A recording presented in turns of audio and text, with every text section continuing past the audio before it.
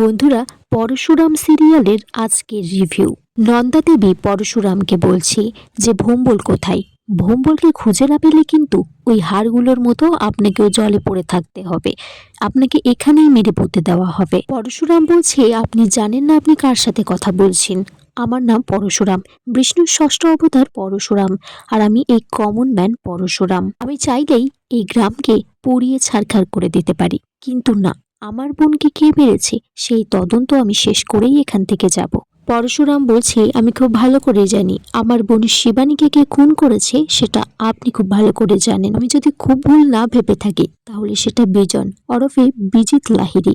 যদি সেই লোকটাই আপনার প্রথম ভালোবাসা হয় তাহলে আপনি তার নামে কেন এফপি স্যারকে চিঠি লিখতেন। নন্দা তারপর পরশুরামকে বলে যে সেখান থেকে চলে যেতে, না হলে তাকে প্রাণে মেরে দেওয়া হবে। পরশুরাম বলছে, একটা কথা বলুন তো, বিজিত কি কোনোভাবে আপনার সন্তানকে ভূমিষ্ঠ হতে বাধা দিয়েছে?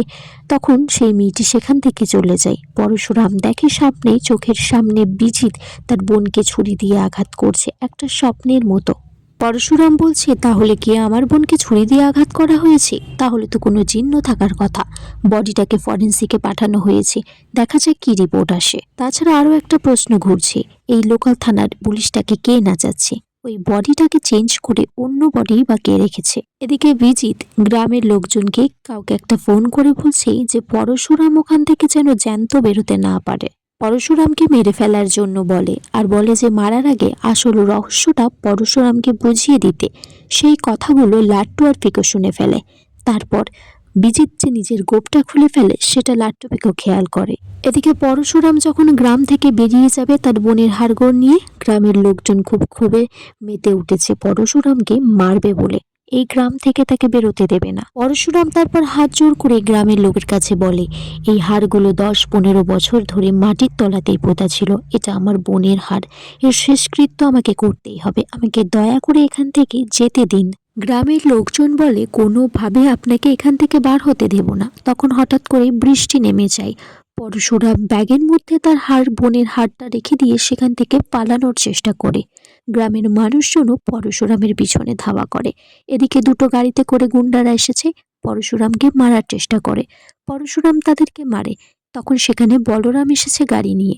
পরশুরামকে বলে, পরশুরাম গাড়িতে উঠে আয়, তোর বোনের শেষকৃত্য করতে হবে, যে হাড়গুলো নিয়ে উঠে আয় গাড়িতে।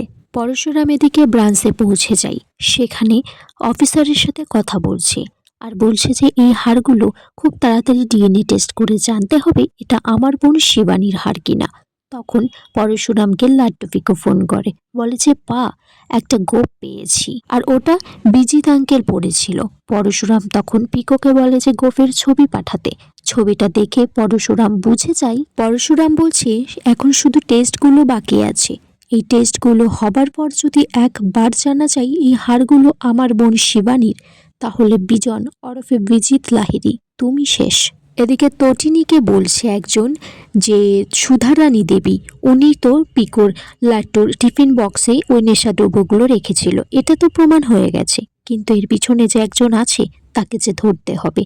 তটিনী তখন বলছে, আমার এখন দুটোই কাজ আছে, সুধারানী দেবীকে নিরাপত্তা দেওয়া আর লোকটাকে খুঁজে বার করা। বন্ধুরা, আগামী পর্বে দেখা যায় এই মালতী যিনি রেজিস্ট্রি করে বিয়ে দেন তাকে ডেকে আনা হয়েছে গ্রামে। ওনাকে শিবানীর ছবি দেখানো হয়েছে, আর বলছে যে এ হচ্ছে শিবানী, এর সাথে বিয়ে হয়েছিল, পাত্রের নাম জানতে চাই। তখন একজন গুন্ডা পাশ থেকে এসে মালতীকে ছুরি দিয়ে আঘাত করার চেষ্টা করে।